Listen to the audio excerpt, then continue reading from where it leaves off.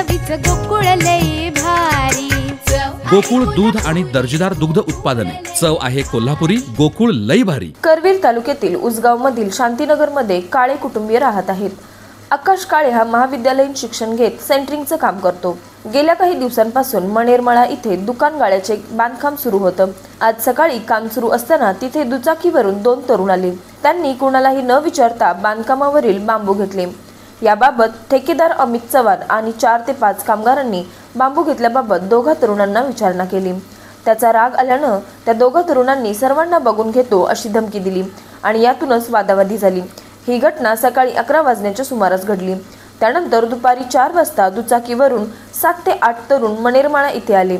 तलवार, गज आणि हॉकी स्टिकनं त्यांनी या परिसरामध्ये दहशत माजवली आणि आकाश काळे, रणजित काळे या दोघांवरती सशस्त्र हल्ला करीत जखमी केलं।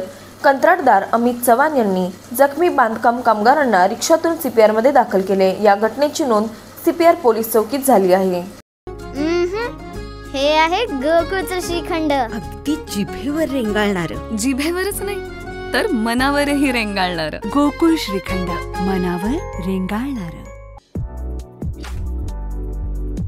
ताज्या घडामोडींसाठी आरके न्यूजच्या YouTube चॅनेलला सबस्क्राईब करा आणि बेल आयकॉनला क्लिक करायला विसरू नका।